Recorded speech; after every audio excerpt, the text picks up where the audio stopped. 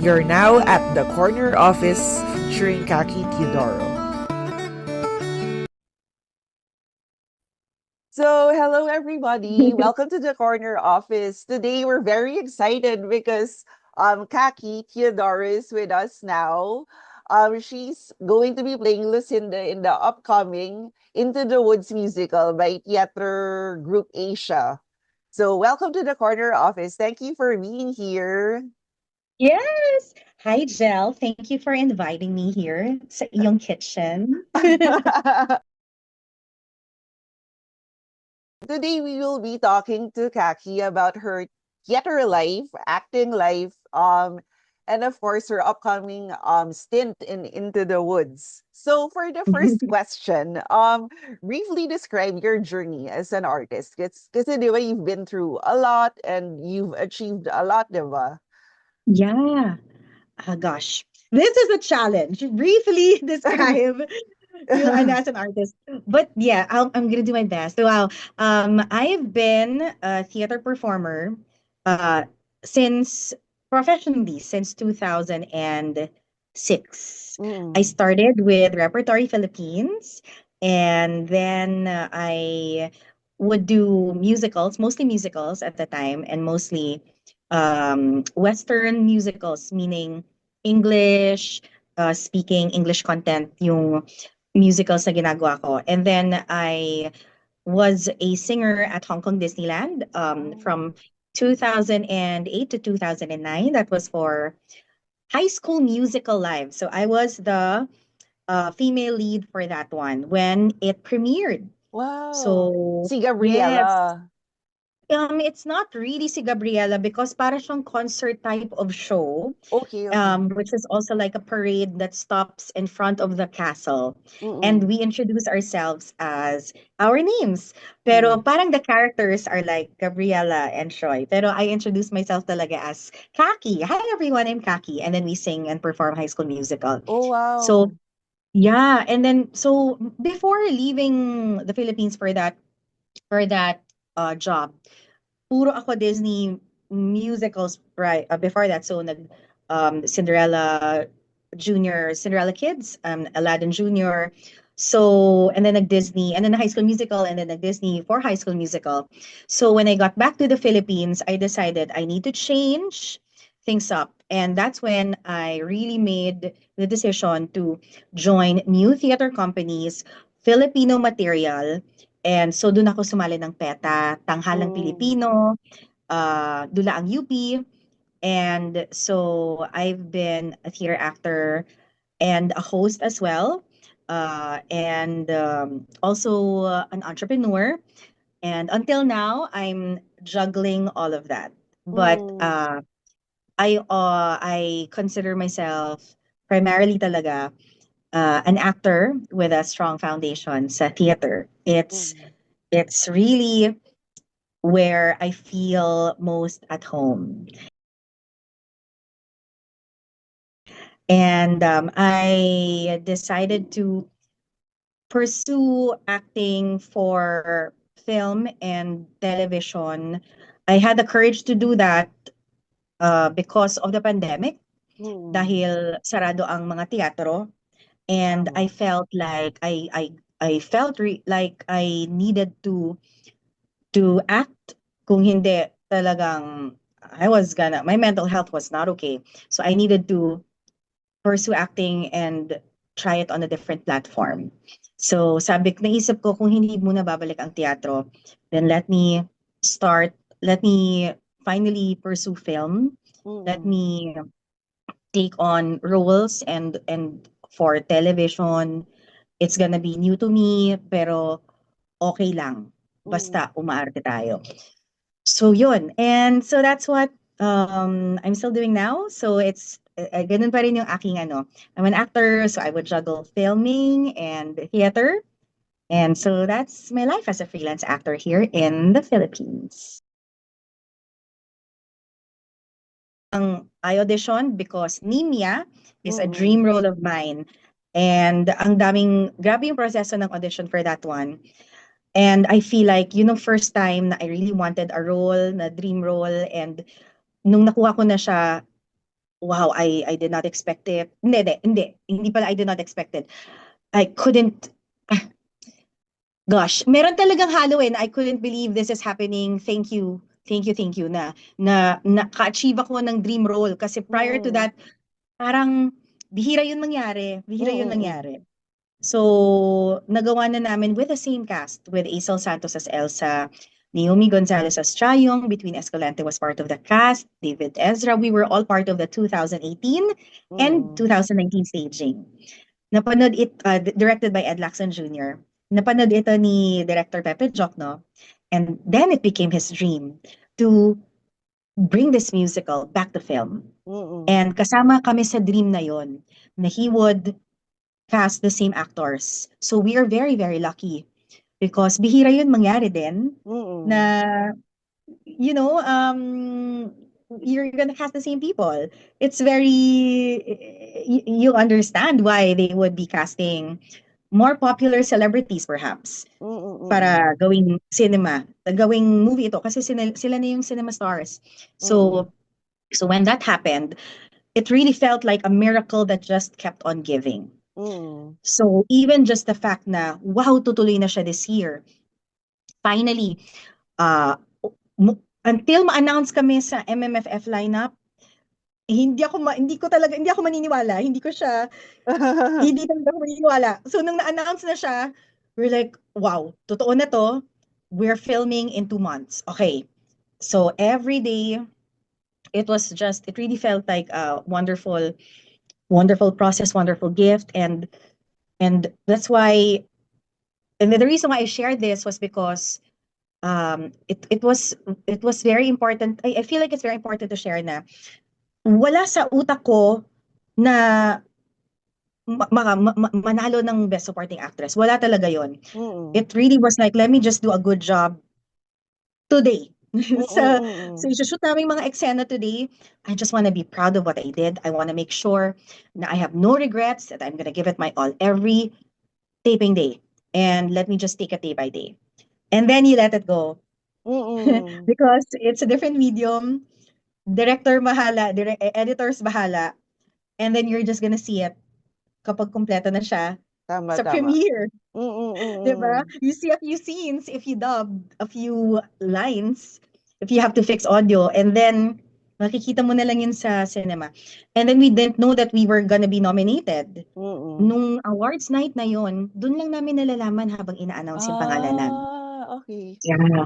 So I remember just um telling one of my best friends, I was telling him, after na to, ng namin ma-film, and then nagsa-start na kami mag-promote ng film, and I was just wishing na, sana because I felt like, proud ako sa na-contribute ko sa shooting, sa filming process. Mm. And then, sabi ko lang, sana ma-nominate ako.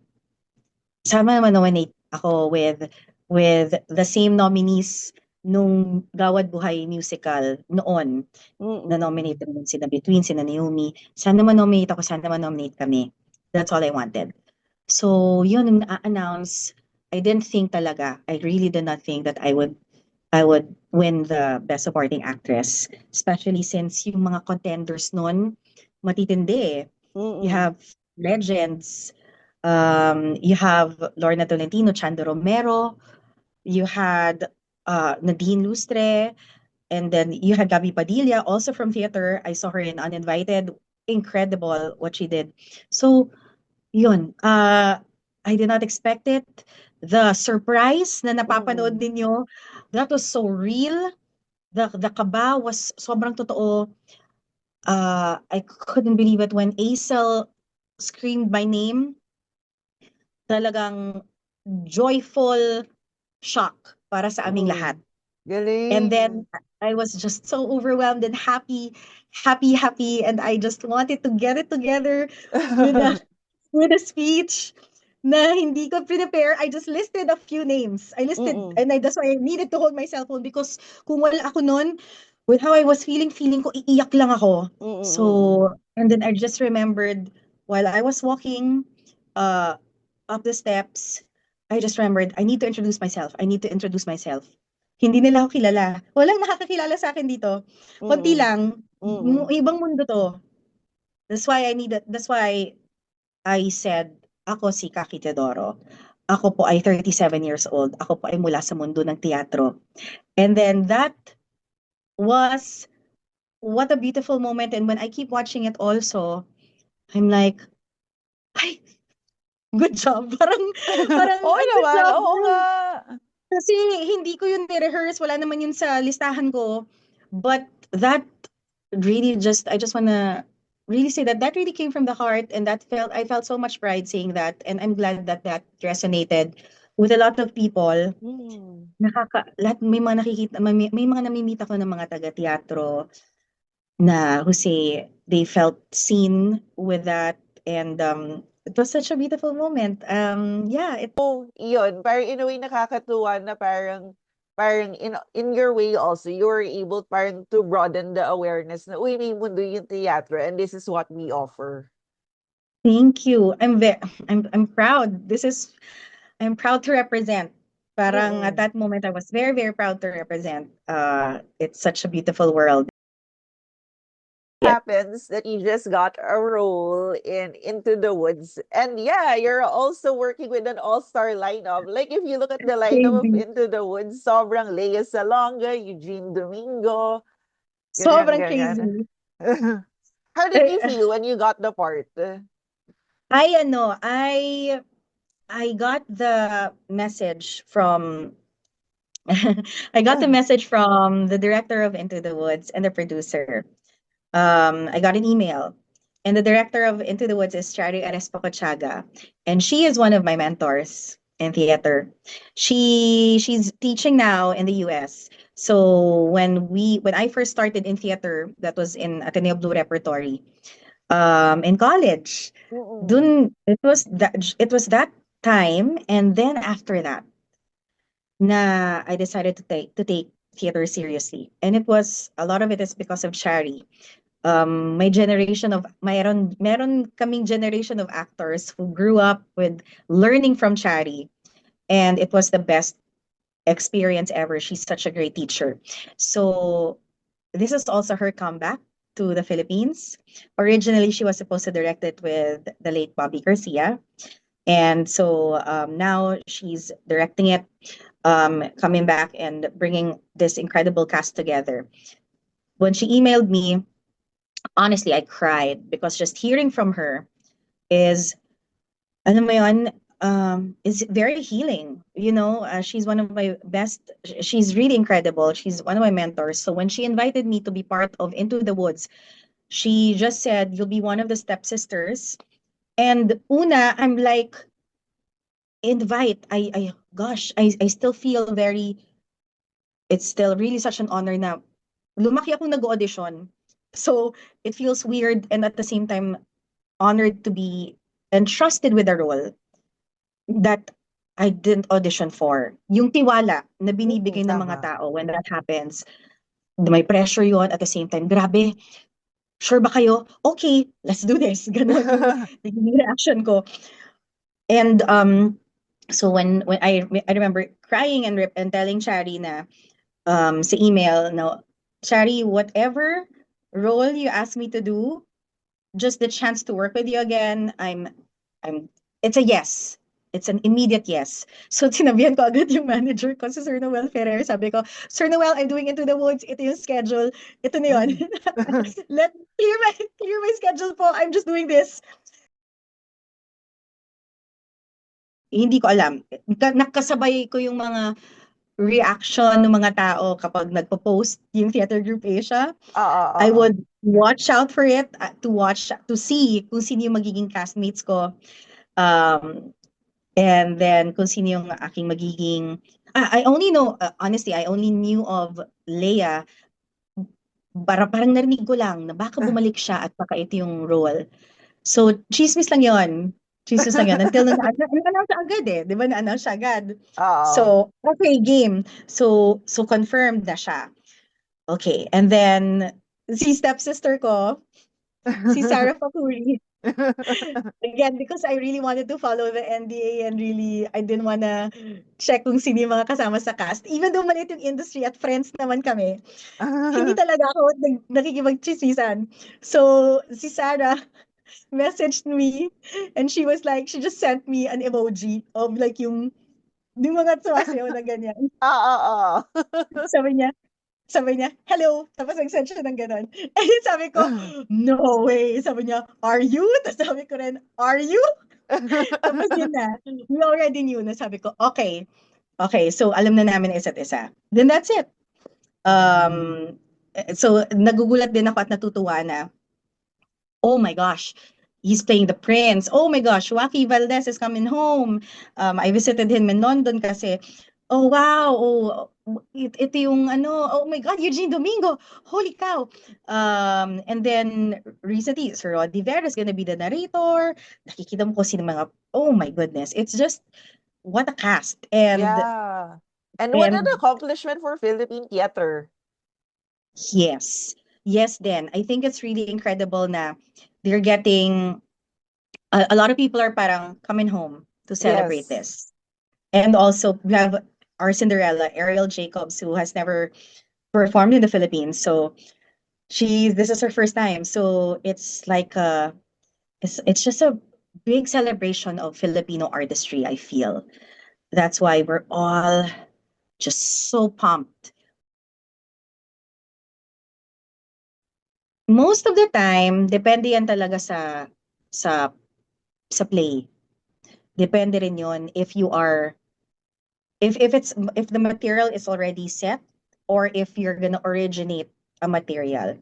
I realized that doing Into the Woods, itong mga recent years ko, many of my recent shows are all original and Filipino, which is a different experience altogether. Or iba talaga mag-originate ng musical. Kumbaga, part ako ng original cast ng Ang Huling El Bimbo, Pinky and Isang Musikal. And then you also remake Himala for a new generation. And then mga Jaja Saturna, ganyan. So iba yung experience noon versus having um this popular Sondheim musical known all over the world na kaset na yan. So for this kind of musical, my first preparation would be really to study the music. Because I have to get that down because Sondheim is difficult, it's beautiful, but it's very, very challenging.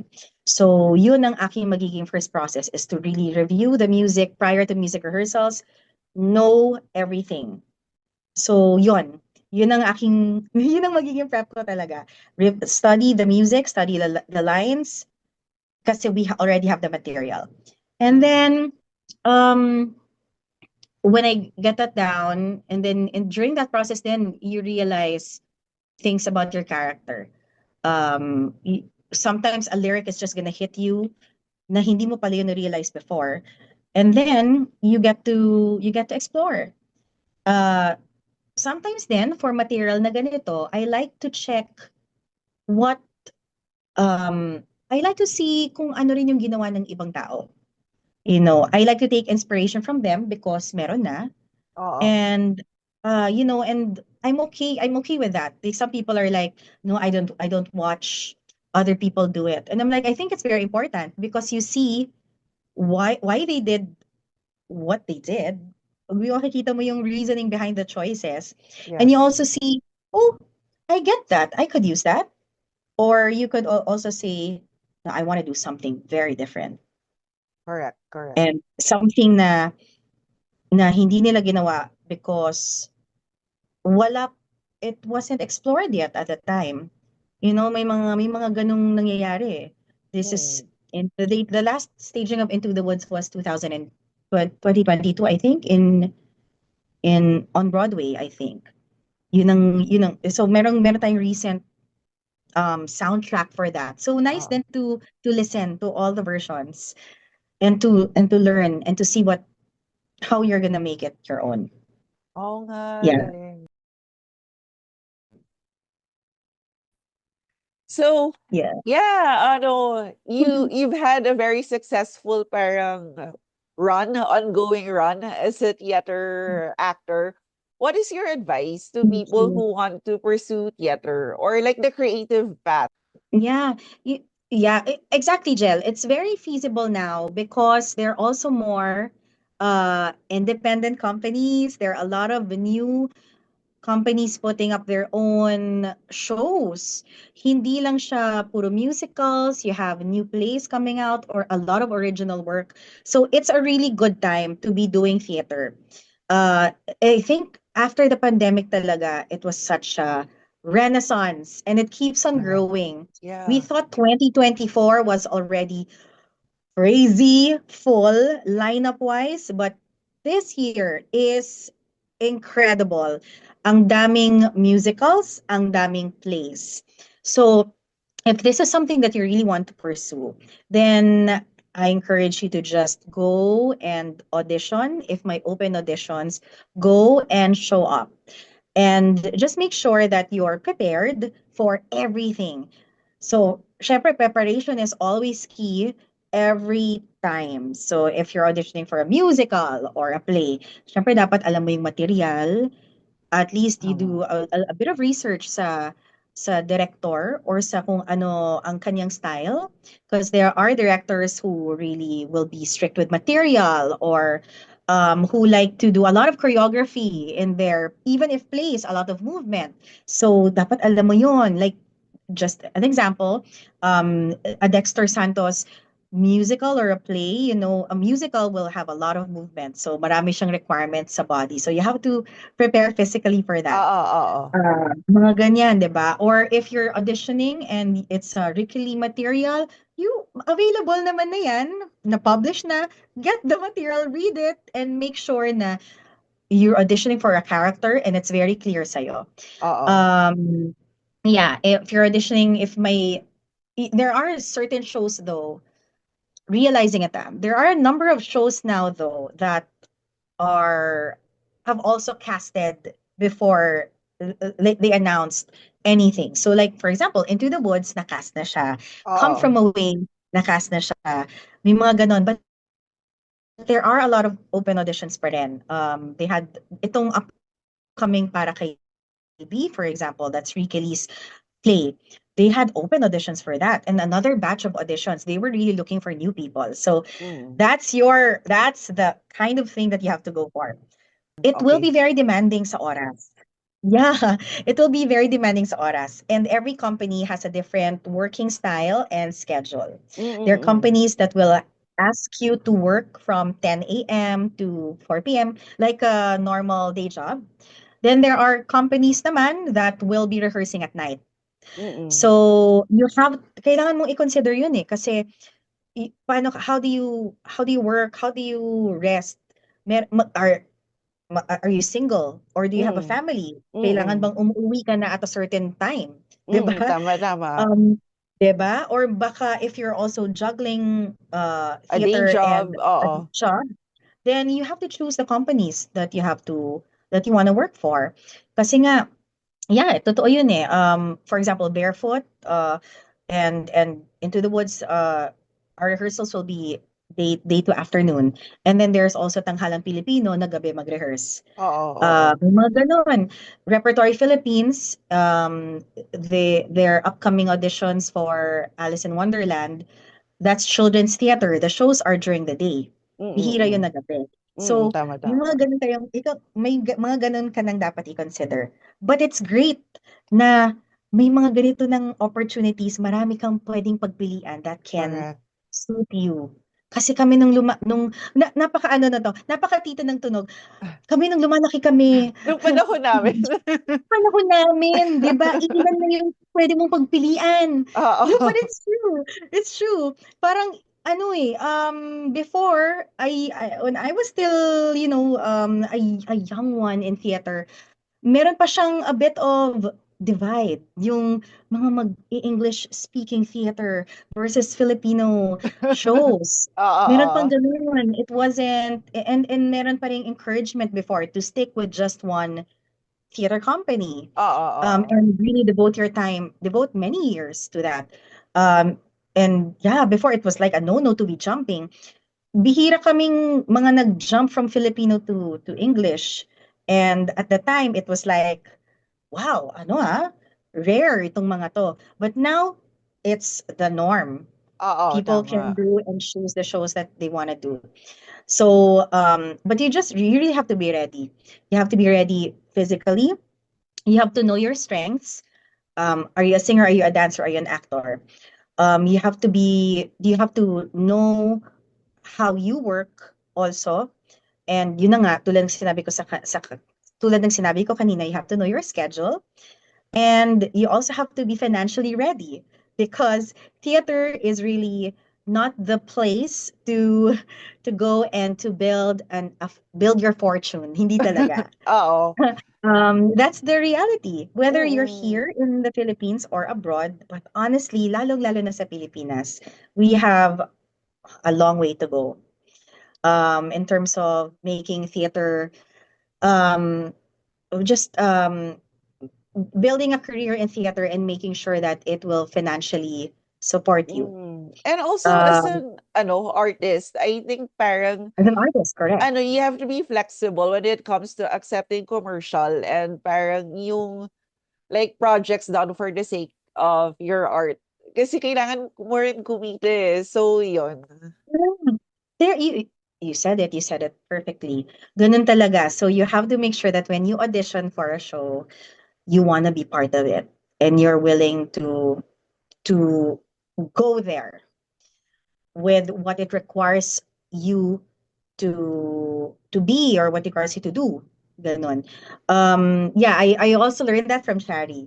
Nung time namin, I had a time na I was just auditioning for everything because I was seeing it as I want to introduce myself to these directors. I'm just gonna show up, but Oo. then not even realizing if do I really want to be part of the show. And then ang result nun, I had three shows that were gonna happen at the same time. And then I had to choose saan ako magno-no. Oo.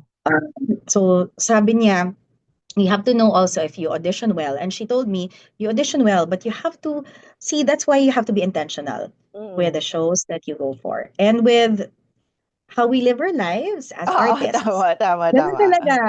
Intention is very, very important. Is that one of your like primary or parang a highlight of the things that you learned in your experience as a theater like you have to be intentional in the things Yeah. that you do. Sobra. That's yun, that's one of the things, parang yung mga, parte yan ng mantra ko sa buhay as an artist. Just to follow, I have to be intentional about the roles that I audition for, the shows that I audition for, the directors that I want to work with. So, meron yang may checklist, and then Oo. if 3 out of 5, 4 out of 5, mga ganyan. Pasok, then we do it.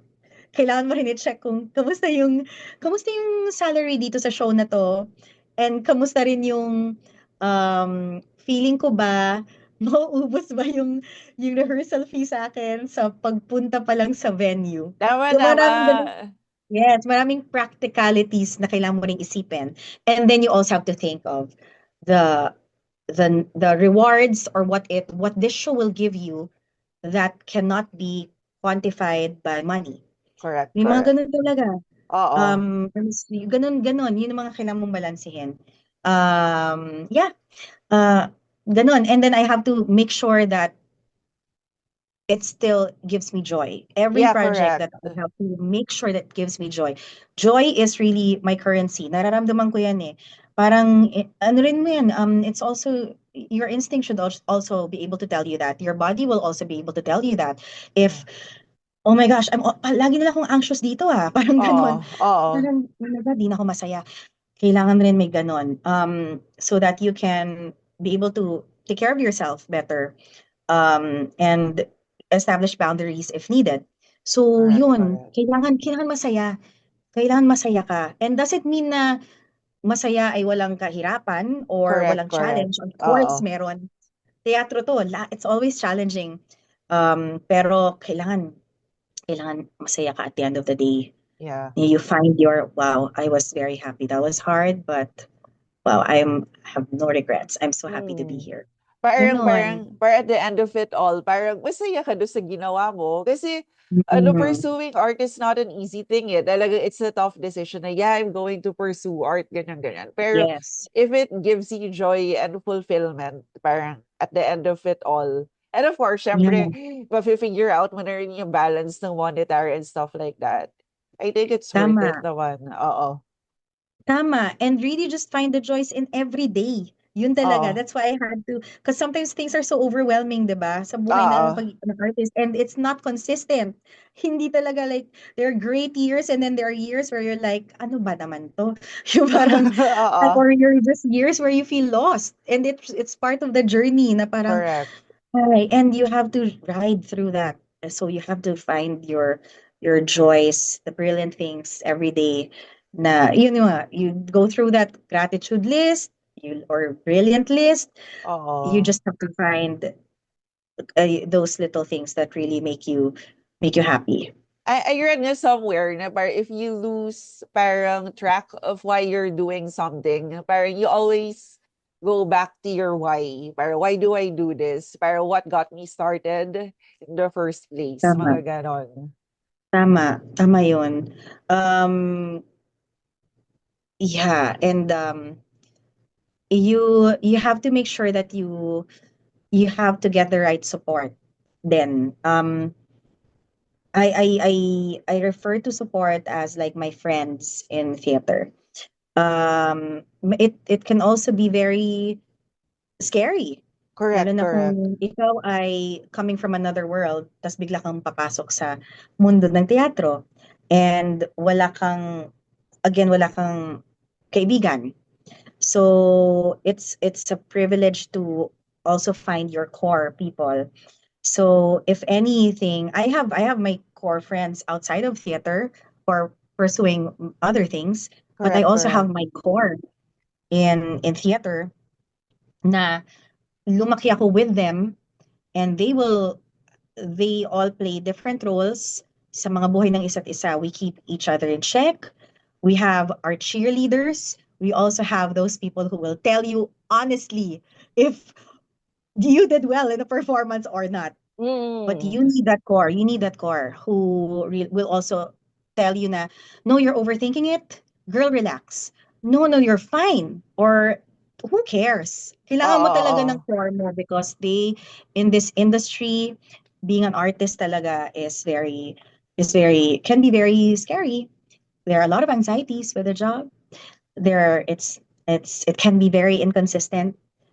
So you have to have that to ground you and to keep you sane and to keep you healthy Ah, mentally. tama, tama. I'm Galing. very lucky. I'm very lucky na meron akong ganon, and I'm like, gosh, I can't even I can't even imagine yung Mm. mga ganon. Then Oo, sometimes you're oo. so in your own mind, 'di ba? You're like, ah, and then they're Tama, just gonna tell tama. you, girl, relax, ganyan. Oo. Oo nga, kasi also as artists, parang I think we tend to be very passionate, which leads to yung parang Mm. overthinking or things like Yes. that. So parang you need people Yes. outside to keep you grounded na, uy, nasa isip mo lang yan, ganyan, ganyan. Tama. Or may mga ibang voices din talaga that are unnecessary din. Correct, Sometimes you correct. join something and then you're like, people are telling you some stuff and you're like, should you trust them? You really need your people who you trust Tama, and tama. who will really want the best for you. Yeah. Ayun. I think that's the ano, that's the end of the interview. Pero if you want to to promote or or share other things, ayun, parang you can ayun. Do you have Thank any other you. projects aside from ay, Um, Use a View, kailan ulit 'yun? yes, Yung yes. View that will Slay is already on View right now. That's VIU. So that streaming platform is actually free. So you can check out episodes of Slay now. But it will premiere on GMA March 23. March 20. And I'll be part of Into the Woods. Sobrang exciting. I cannot wait. to have this Philippine version of Yeah. Filipino restaging of Into the Woods. I think the whole country's excited. So, grabe, sold out na nga kami. Tapos, yun na, may, di ba may extension na. So, aabangan Correct. nyo yan. I hope that a lot of people are able to sign up. And finally, kasama ako yung pamilya ko wala pang ticket. So, kasama ako sa mga mag-aabang doon. I have another musical that I can't announce yet. Wow. Ah, sige, But sige. if you were able to get something from my story, if you want to check out kung ano yung mga ginagawa ko, just follow me online. You can check out Instagram. It's Kakiness. And also Kaki Teodoro on TikTok and also on Facebook. Doon ako nag-a-announce ng mga ganaps ko. So, yon. Ayun. Thank you for your time. Ang galing. I learned a lot from you and your Oh, experience. Ano, thank very you. inspiring. So yun, Thank I hope you. we can do this again. Siguro parang, when another project comes up. Yes, So, yes. yun. Thank you for your time. Thank you for joining us at the corner office. We had fun hanging out with Kaki. Join us again next time for a discussion on art and the pursuit of the creative field. Don't forget to follow us